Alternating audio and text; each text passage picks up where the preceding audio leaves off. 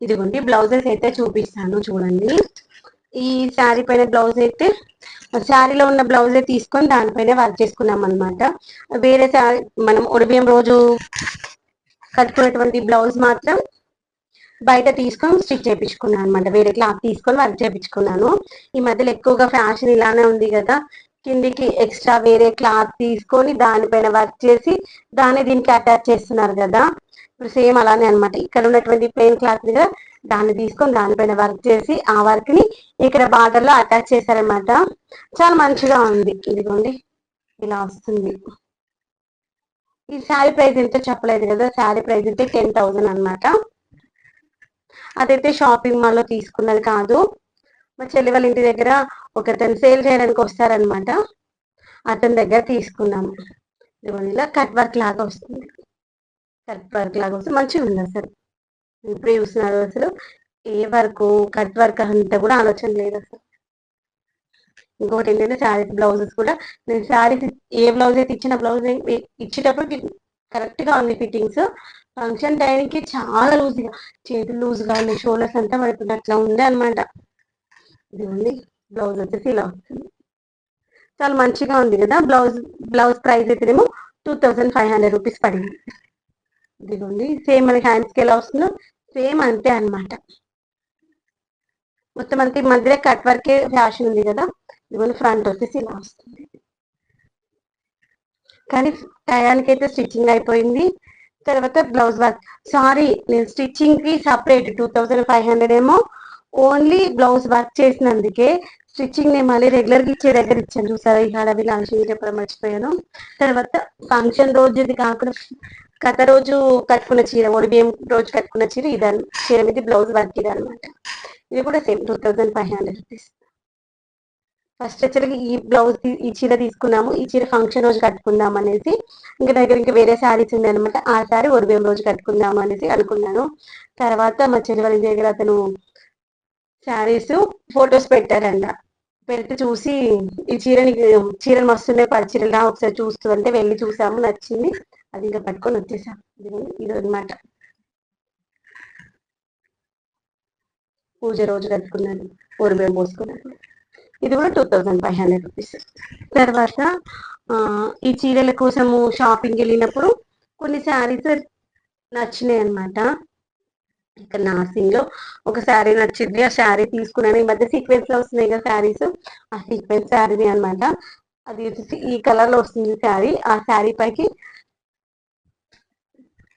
ఇది బ్లౌజ్ తీసుకున్నాను. మీరు చెప్తే నవ్వుతారు. చీర ప్రైస్ ఏమో 499 రూపీస్. బ్లౌజ్ ప్రైస్ ఎంత అనుకుంటున్నారు?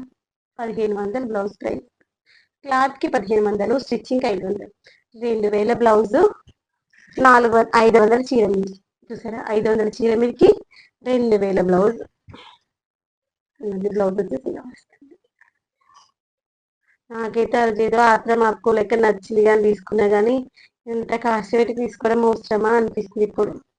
ఒక్కోసారి అంతే కదా, ఏదో ఆలోచిస్తామేమో అనుకుంటాము. చూడాలి ఎట్లుంటారు. ఇంత రేటు పెట్టి తీసుకొని నాకు ఇంత రేట్లు పెట్టి తీసుకోవడం ఇష్టం ఉండదు. తక్కువ ప్రైస్లోనే మంచిగా తీసుకోవాలనిపిస్తుంది. గుడి ఫ్యాన్ బంద్ చేసిన వీడియో తీస్తా ఉంటే పైన అంతా ఇట్లా లైన్స్ వస్తున్నాయి అనుకున్న ఫ్యాన్ వల్ల, కానీ బయట నుండి వస్తున్నట్టుంది. మన కెమెరా పైన బయట చెప్పిన సన్లైట్ పడడం వల్ల అట్లా వస్తున్నట్టుంది. నాకైతే నా వీడియో తీసుకోవడానికి ఎక్కడ నాకు అసలు సెట్ అవ్వదు. బయట తీసుకుందామంటే ఇంట్లో వాళ్ళు అది తిరుగుతా ఉంటే అక్కడ డిస్టర్బెన్స్ అవుతుంది. కిచెన్ లో వంట తీసుకుందామంటే ఆ లైటింగ్ సెట్ అవ్వదు. హాల్లో తీసుకుందామంటే లైటింగ్ సెట్ అవ్వదు. బెడ్రూమ్ లో తీసుకుందామంటే ఓన్లీ ఇక్కడ కబోర్డ్ దగ్గర కొంచెం బెటర్, కానీ వీడియో అంతా క్లారిటీ రాదు. ఇక్కడ ప్లేస్ కొంచెం బెటర్, మిగిలిన ఎక్కడ క్లారిటీ రాదన్నమాట. ఇదిగోండి ఇంకొక బ్లౌజ్. ఇది యాక్చువల్గా ఉప్పర పట్టు సారీ బ్లౌజ్ వచ్చేసి అది ఎక్కువ రోజులు ఎక్కువ సార్లు ఏం కావట్లేదు. తీసుకుని కూడా చీర ఎక్కువ రోజులు ఏం కావాలి, దగ్గర 5 years అవుతున్నట్టు, 5 years 6 years అవుతుంది.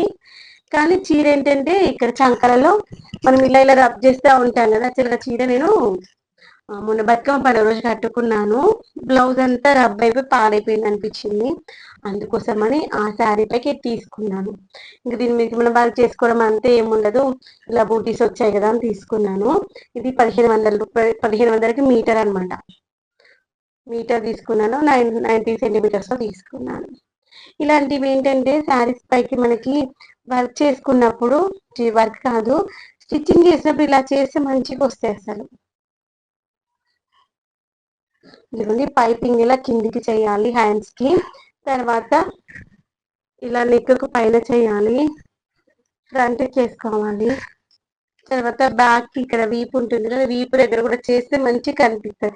మా ఇంటి దగ్గర చేసేదాం అసలు ఓన్లీ నెక్ మాత్రమే చేస్తారు పైపింగ్. ఆ పైపింగ్ అంతా మంచిగా చేసినట్టు అనిపిస్తుంది. నాకు ఇతని దగ్గర స్టిచ్చింగ్ కొంచెం కాస్ట్ ఎక్కువైనా, దూరం ఎక్కువైనా కానీ మంచిగా అనిపిస్తుంది. ఏంటంటే మనం ఎంత రేటు పెట్టి చీర కొనుక్కున్నాం అనేది ముఖ్యం కాదు కదా, దానికి వేసుకునే బ్లౌజ్ మంచిగా ఉంటేనే మంచిగా ఉంటుంది. నా దగ్గర ఉన్న చీరలు మాక్సిమం ఆయన దగ్గర అనమాట బ్లౌజ్ కుట్టించింది.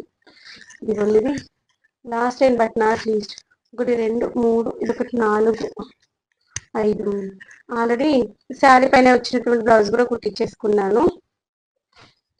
ఇదిగోండి ఇది వచ్చేసి ఈ బ్లౌజ్ ఎన్నో రోజుల కింద వర్క్ చేసుకున్నాను. మొన్న కుట్టడం అయింది స్టిచ్చింగ్. ఇదిగోండి ఈ మధ్య ఎక్కువగా ఇలా లైన్స్ లైన్స్ ఉన్నటువంటి బ్లౌజెస్ వర్క్స్ వస్తున్నాయి కదా అనేసి నేనే కుట్టుకున్నాను. చెంకి పెట్టేసి కుట్టుకుంటారు కదా, ఫ్యాషన్ అయిపోయింది కదా మగ్గం వర్క్, అదైతే మనమే చేసుకోవచ్చు కదా అనేసి నేనే కుట్టుకున్నాను.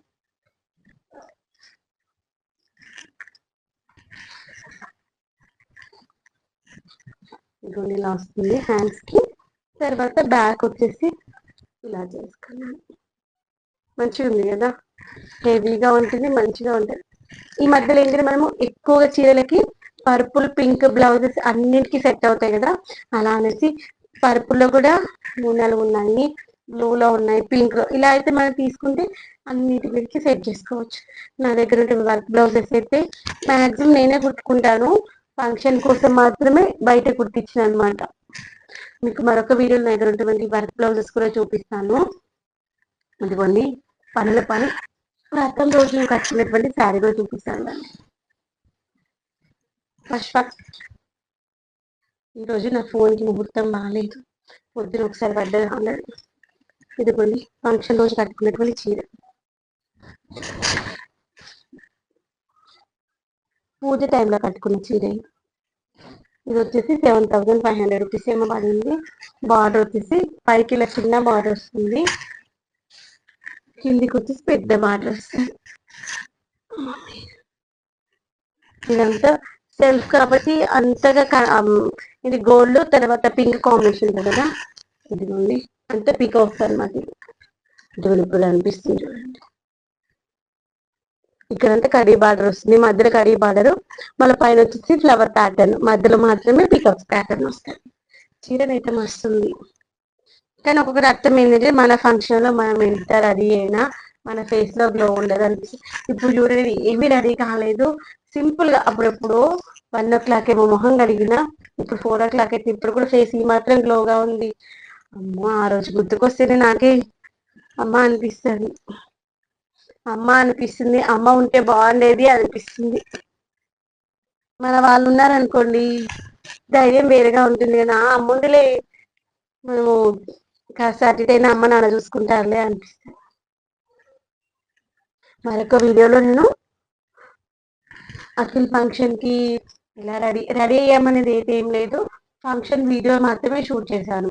యాక్చువల్గా వ్రతం రోజు అయితే అసలు నాకు ఒడిబియ్యం పోసుకున్నప్పుడు వీడియోస్ తీసుకునే ఉండే, కానీ ఆలోచన రాలేదు. హల్దీ చేసేటప్పుడు అన్ని ఫొటోస్ ఉన్నాయి, ఫోటోగ్రాఫర్ని పిలిచి పెట్టాము, వీడియోని అయితే తీసుకోలేము, ఓన్లీ ఫోటోగ్రాఫర్ని పెట్టాము ఫంక్షన్ రోజు. తర్వాత పూజ రోజు అయితే ఇది కూడా ఫొటోస్ ఉన్నాయి, ఆ ఫొటోస్ అన్ని కలిపి వీడియో తీయడం కానీ లేదంటే చూస్తాను, అవన్నీ మీతో అయితే షేర్ చేసుకుంటాను. నేను మీతో షేర్ చేసుకోవడం పాటు ఆ మెమొరీస్ అన్ని నాకు ఎప్పుడైనా గుర్తొచ్చినప్పుడు చూసుకోవాలంటే గుర్తుంటాయి కదా, అందుకోసం బోర్గా ఫీల్ అవ్వకుండా నాకు చాలా నచ్చితే మీకు ఎలా అనిపించింది ఏంటని కామెంట్ సెక్షన్ చెప్పడం మర్చిపోదు. ఏదో నాకు మీతో మాట్లాడితే కాసేపు రిలాక్స్గా అనిపిస్తుంది అంటే